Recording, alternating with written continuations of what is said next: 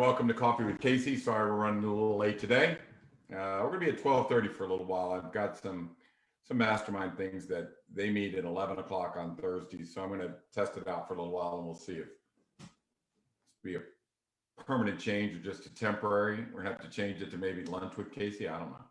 Figure it out. I much prefer cocktails with Casey for a 5 o'clock show, but let's go with what's going on in the market. And things are changing. Things are moving. A lot of money at stake as always. So let's talk about what's going on with the market. And today I'm going to show you some charts that are really going to blow your mind. So there is, you know how I say the most important two words for me are seems like prices are just gone a little too high, right? So it seems like price too high. Well, prove it. How do you prove it? Well, what if you take a value of a house back in 2010? And he said, if it moved with inflation, it would be worth X amount of dollars. Now, the question is, does the price that people are paying, does it coincide with the value adjusted for inflation? I'm going to show you some charts. It's going to scare you a little crazy, but I'll talk you through these new charts. Okay, we're going to talk about the strategies in this changing market, how we need to collaborate, how sellers and realtors and buyers need to communicate and talk. And I'm also going to talk about a little mirroring, how you can, when you hear a term or something, how you can mirror your realtor or your buyer or seller or an agent that's bringing in contracts or whatever. It's extremely important that we get as much information as we can and everybody be on the same page, because we're going to talk about, this collaboration. It's us against the rest of the market. It's us against the websites that give inaccurate pricing. I mean, that's very dangerous. We're against agents coming in here and trying to throw higher numbers and prices and sellers falling for it. We're here, there's a lot of things that we need to protect ourselves against. We'll talk about a little bit that today. But first, let's go online and let's go and find my Coffee with Casey. All right, so let's start with the charts as we always do, and the green is what percentage of homes were under contract in April of this year, right? So to determine whether a market is in the hands of the buyers or the sellers, the higher that number, the more homes that are under contract, the more control the sellers have of that. So if you look at Oak Hill, if 84% of the homes were under contract, well, those sellers have a firm grasp on that and can make all the rules, right? So now we know that, the market is what it is. It's softening a little bit. We have some buyers that are getting scared off by higher interest rates. And this is where we stand right now in the blue. So 49, 46, 50. Remember, once you get under 40, now you're in a buyer's market, okay? So now anything under 40 is a buyer's market. 40 to 60 is a neutral market. Anything over 60% is dead on a seller's market, right? More the better. So as you can see right now, as we're coming along, I gotta lift this thing off if you don't mind. You'll see we're at 49, 50, 63, 57, so we are not where we were. These are now in neutral markets, just leaving a seller's market here in Reston. But you can see all of these are in neutral markets. Now, what does that mean? So let me just explain that. Before, in another market, most houses, 40% of the homes that were listed for sale would withdraw unsold, okay? It wasn't like that for the last couple months or, the spring of last year, spring of this year. If you put the house on the market, there was such a lack of inventory, somebody would scruff it up in 10 days. Now, the question is, if you do it right, you get a lot of money. If you do it wrong, you sell it, but you don't get a lot of money. You don't get the big numbers, right? The big numbers are for the houses that get smart about how they do it, right? So everybody's pretty much selling. But now we're going to move to that part of the market where we don't grade the market on how much money you get. You grade the market on how many homes are withdrawn. So your choice goes from sell to sell with a lot of money, Now it's going to be don't sell, sell. Okay. That's how the market's going to start moving, because what's going to happen is, I'm going to show you here in a second, people are going to start overpricing houses, and that's not going to end well for anybody. So let's look at where we were and where we're going. So in January, and this is a 10-mile radius of our international headquarters here in Vienna. So 78% of the homes were under contract, and you can see it's dramatically gone down. So right now, the entire market, right? If we looked at the whole market, is in a neutral market.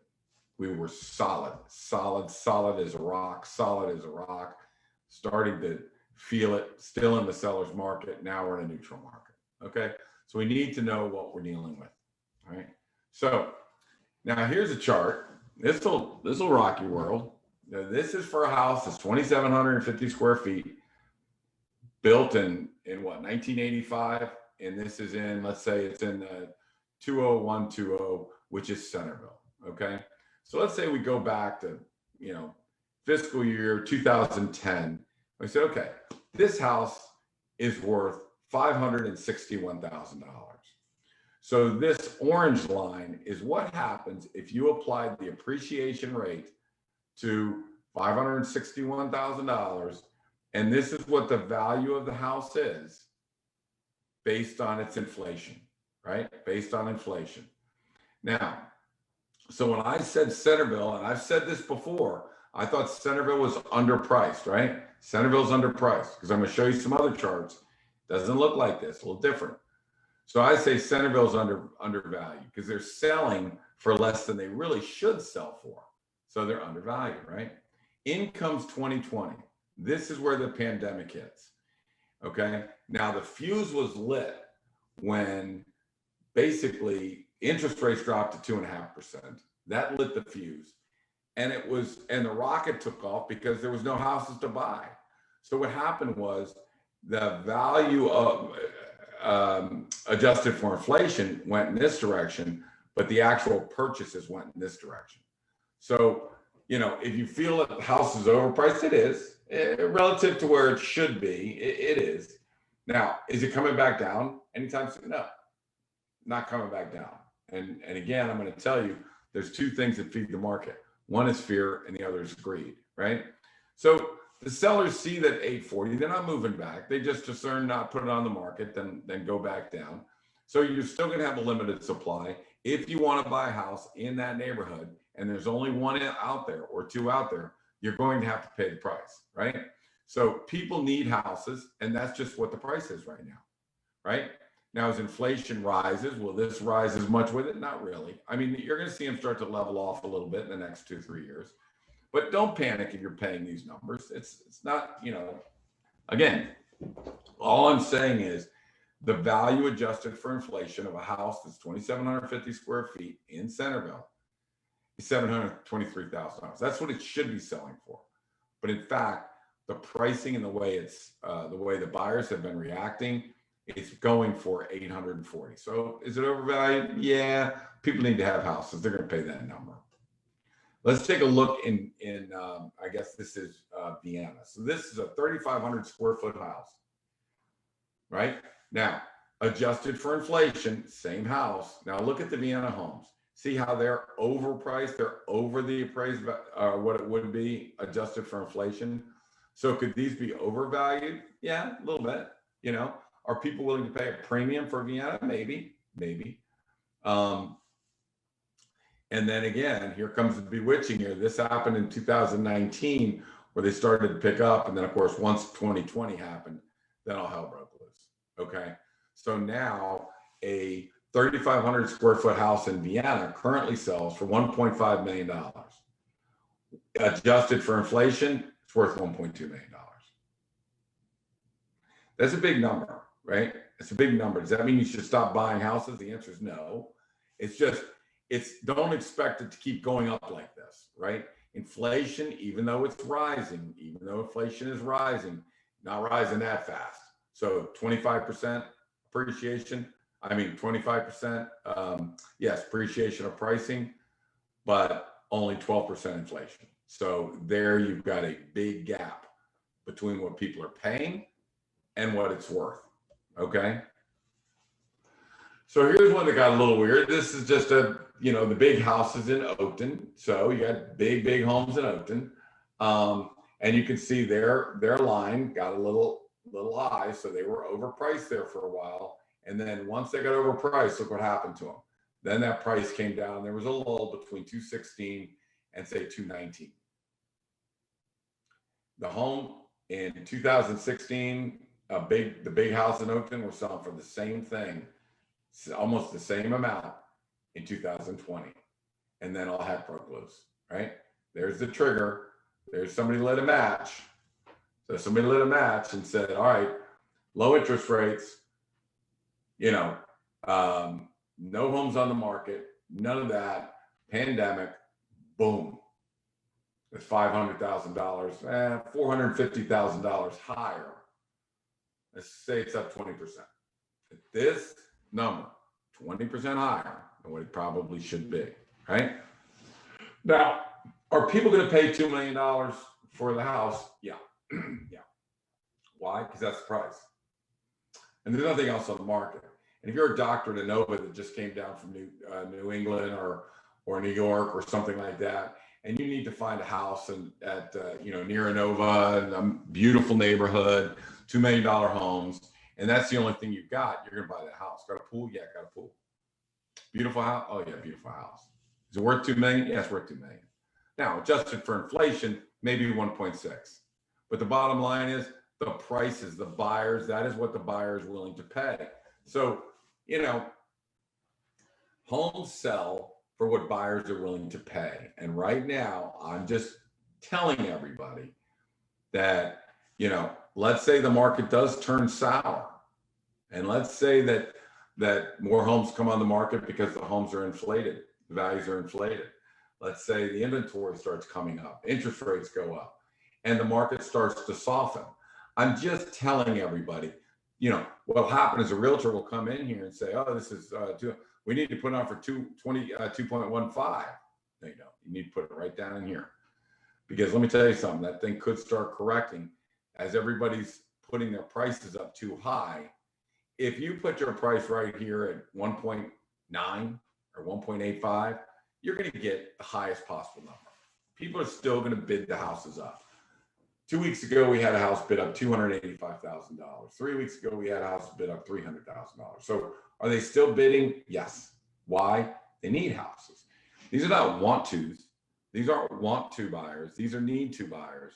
And the need to buyer is going to pay what it's priced at. Now it's way overpriced. Then they're going to, it's a comparison thing. They'll find houses elsewhere that are maybe a better value or something like that. But right now, if you find a house and that's what the house is selling for compared to the other houses in other towns, then that's what it's paying for.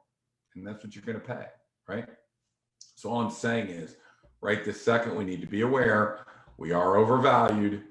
We're clearly overvalued. So we just need to be ready for an adjustment. I don't think it's going to adjust down a lot, but you cannot get aggressive in a market like that. Does that make sense to everybody? Let me see if I got anything else. That's about it.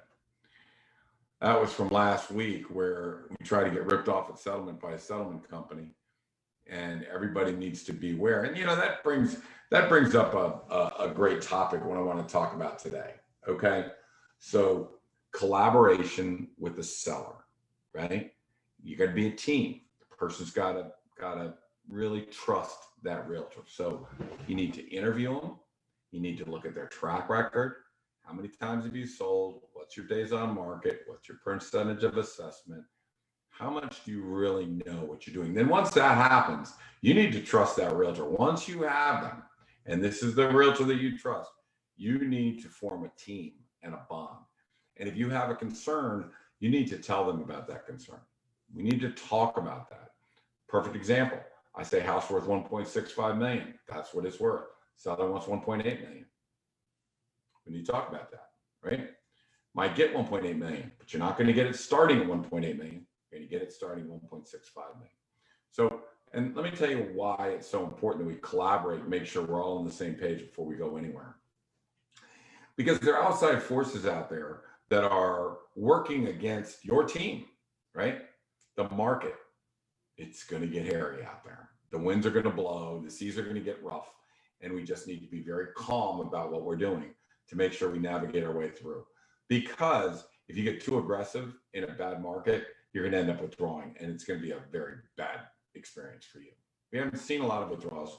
We're going to start seeing withdrawals. So the search engines, a search engine may inflate the value of your house, and in your head, you think it's worth $1.8 million. So we're going to price it at $1.8 million. You can't do that. See, that website has embedded in your mind a false expectation of what you can do. So that's one of the enemies.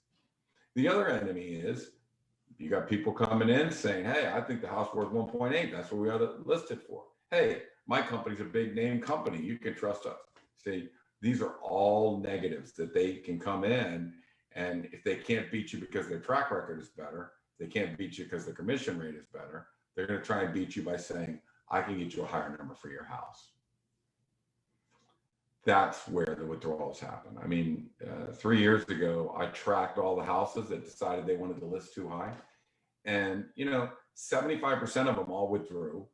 Their average days on market was 380. So, these things happen. So we're going to get to that phase where that outside world, the market conditions, the websites, the agents that want to overprice your house, that don't want to, that will allow escalation clauses, all of you're going to start seeing more home inspections, right? A home inspector is the most dangerous part of a transaction, right? I think we had 4 home inspections in 2 years. 2 of them scared the heck out of the buyer, and they withdrew without even talking to us. They just withdrew, right? And we had to move to contract number 2. 4, 2 withdrew. That's a 50% kill ratio, right? So if you don't think I'm concerned about home inspectors, you got nothing coming to me. So the home inspections are going to start happening. The appraisal contingencies, the financing contingencies are going to be there, which allow buyers to walk away from transactions. So we are starting to see all of these things that could happen. And the more control the buyers have, the more all of these things come into play. Let me give you another example. A buyer agent who is fighting against our team, right, is going to bring in a contract, and they're going to say, hey, I want an escalation clause. We'll give you a list price plus $2,000 over what anybody else will give you, right? Okay. Well, we don't allow escalation clauses, right? And so the buyer agent came back, who was their job is to get the best deal for the buyer. So of course they're punching it down our throat. They want the escalation, no escalation. Sorry. So they brought back a contract that was $100,000 over list price. They were the only buyer. They were the only bidder. Had they stayed there, that's fine.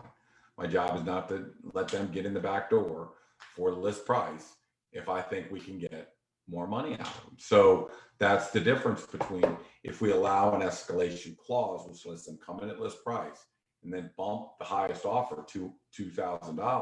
Well, what if they're the only contract? Highest and best will make them come up 100. We've had 100, we've had 150, we've had 105, we had 175, right? And then when people are bidding for houses, a seller that I was just with coined it as saying, you keep them in, I like it the way you keep them in the dark. And I haven't heard that term, but that is absolutely correct. You're in the dark, you're blind drawing it, man. So, we could come in at 1.25, 1.27, 1.435, 150,000 over the next highest offer, 150. So that's what highest and best offers will do. So, that's a tool we use. And we just have to remember, again, we and the seller need to be on the same page, because all of these negative things are going to come in, and it's our job to carry through 120, 130 of these transactions while we protect the people. Now, what's the best way to protect them, right? What's the best way to be protected against all of this nonsense that's going on in the market? Well, you have to make sure the house is prepared, right? You have to know what you're doing when you're preparing the house. The cosmetic features and whatnot need to be in that house, because we're trying to attract as many people as we can possibly go. They're looking at it on the computer. They live in DC. They're looking in McLean. They've got to see something in Oakton or Vienna and go, oh my gosh, this is fantastic. Let's get in the car and drive 40 minutes out to see this house. So the preparation of the house has to be great, because the more buyers, the more buyer control we have. Now, again, the collaboration between the seller and us, they need to trust us that you've got to do this if you want the kind of buyers. And they do. But it's easy. I mean, if you got a track record and you said, we've done $67 million worth of these transactions and the entire office of Compass has only done 62 million, well, it's pretty easy to earn their trust if all of our houses are within the first 5 or 6 days of sales and the average home sells at 128%. So it's easier for us. But what I'm saying is, if you're outside of our market area and you're dealing with a realtor, you really need to be on the same page, and then you need to trust them. When they say fix something, fix it. When they say paint something, paint it, right? So we need to do that in order to get as many people in the house. We also need to make sure the price is correct. Forget about Zillow. Forget about everything. We're in a different world right now. They've always been wrong. They always will be wrong. RPR is wrong. Realtor.com is wrong. Redfin. I mean, you can't authenticate the numbers some of them are putting out. So we need to trust that the realtor you're working with has a pricing scheme, pricing model that knows what they're doing, right? Okay, so that's critical, because you want to start at the right number. You want to market the living heck out of it to people outside of your market area, right? We want to pull them in from all over the place. People from the West Coast looking in McLean need to see Vienna. People from the Northeast that are looking in Arlington need to see Vienna, right? So we need to pull those people in, and the seller's got to trust that we can get outside of the market area and start pulling as many people into the house as possible. One time we had one buyer for a house, and he was sitting in a penthouse in New York, and he saw it in his Wall Street Journal feed that we knew he was looking in McLean, or at least geofencing knew he was looking at McLean at our price range. Google Ads sent him the ad in his Wall Street Journal feed. He's sitting in a penthouse in New York. He came down and bought the house. So I'm not sure where that one person is. We got to try it all. We got to get out there, right? And then what you really have to do, and I've got to do this right now. I mean, I'm getting on the phone with 2 or 3 sellers, and I'm saying, whether our testing of the market, our predictive analysis of our marketing, is it generating enough buyers? So one by one, I have to go through every listing that's getting ready to go on the market and say, how many people do we have getting ready to show the house? How many people are favoring it? How big is the buyer pool? How many have gone to your website? How long did they stay? In order for us to launch a listing and know that we're going to get contracts, remember, all the magic happens in the first 5 days. That's when all the magic happens. After that,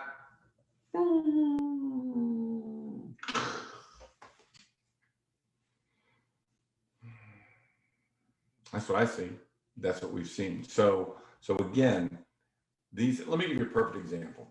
A group in Centerville said, our neighbor's house sold for 1.43. We think we're better than our neighbor's house. We'd really like to get 1.45. It's like, okay.